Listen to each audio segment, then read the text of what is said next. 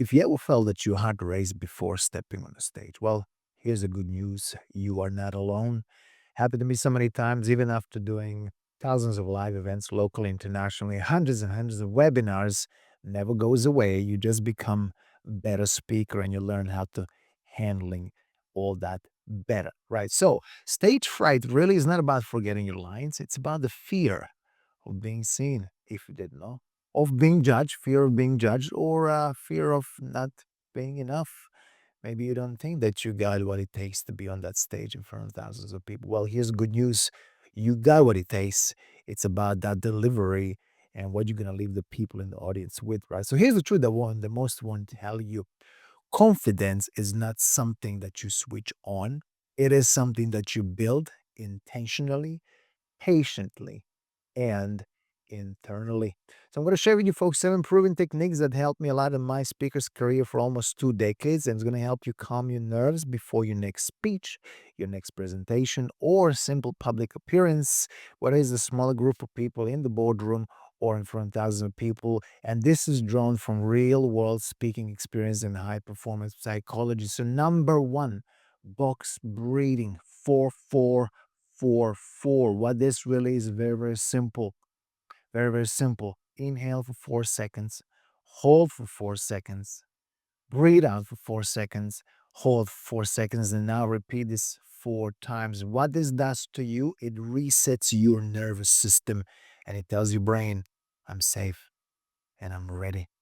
I got what it takes, right? Use it anywhere in the car, backstage, or just right before you're walking into the room, right? You got to be physically ready first, and then everything will come and follow. Number two, walk alone with no phone. You know what I mean, right? So you get distracted all the time and becomes a bad habit, but you can use this wisely. That me time is very necessary. A 10-minute walk can really shift your entire energy. No music, no calls, just movement and air, right? So let your thoughts breathe. Let the noise inside you settle. Sometimes the most productive thing that you can do before a high stakes moment is to simply be still in motion. So find a nice place around the conference when you're going to be presenting and take that walk. And you're going to connect with the place on a deeper level as well. Number three, rehearse the energy, not just the script. Always remember, the best speakers are the ones who's going to leave the crowd differently. It's not about what you said, it's about how you made them feel. Most people memorize words, but professionals, we embody emotion in people's thoughts, right? People's minds. So when you rehearse, focus on how you make people feel. How would you like to make people feel? Excited, inspired, empowered, transformed, or take away something home to share with others, right? You never know who's listening.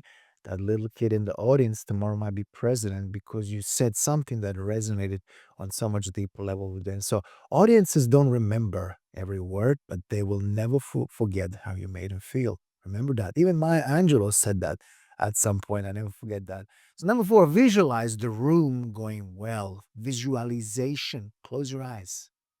Picture the audience smiling. Imagine that big round of applause at the end of the day, right at the end of your presentation. And feel the relief and pride you'll experience once all that is over, right? I mean, the more you do it, better you becomes a part of it, right? Like fame becomes part of you being a celebrity, right? Same thing with speaking. This is not a fantasy. This is a simple mental training, right? You're preparing for yourself for what's coming, and your brain cannot distinguish between real and vivid imagine, right? So use that to your advantage. Number five, own the nerves. Don't hide them. What if you start your talk by saying, to be honest, I was nervous before this, but I showed up anyways. And I'm here today because I have a message to share. So here's my message.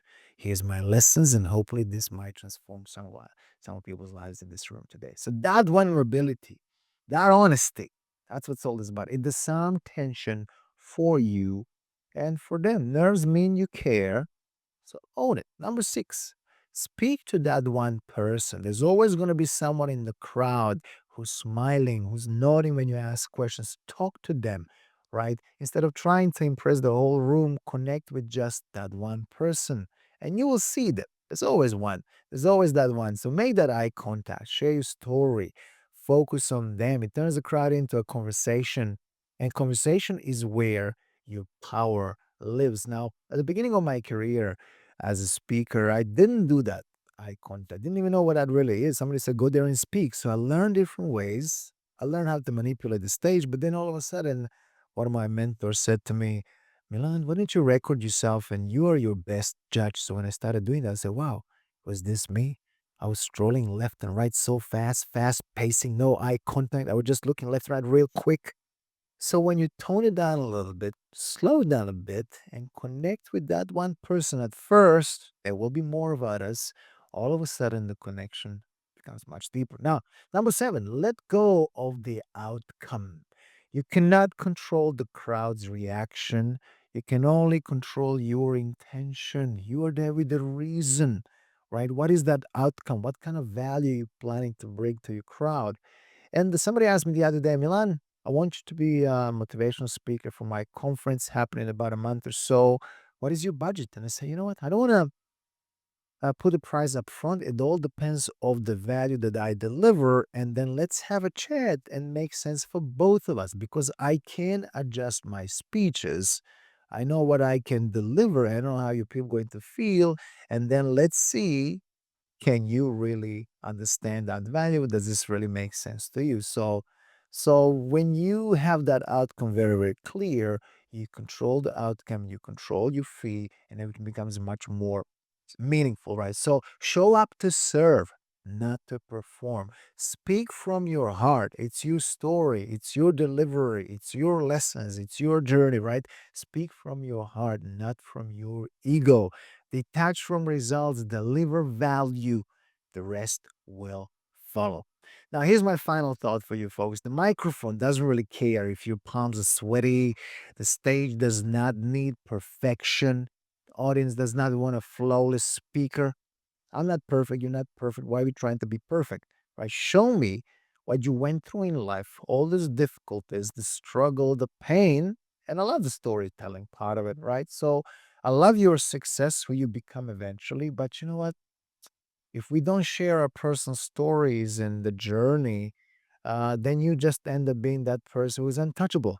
Maybe that's where you want to stay. But I would like to show people that my success is attainable, that anybody can do that within us, with enough commitment, dedication, and perseverance, and the right support and guidance. Anything is possible. So, people in your crowd, they really want you real, grounded, and present. So, breathe, walk, rehearse that energy, and then walk out there and serve with everything you got.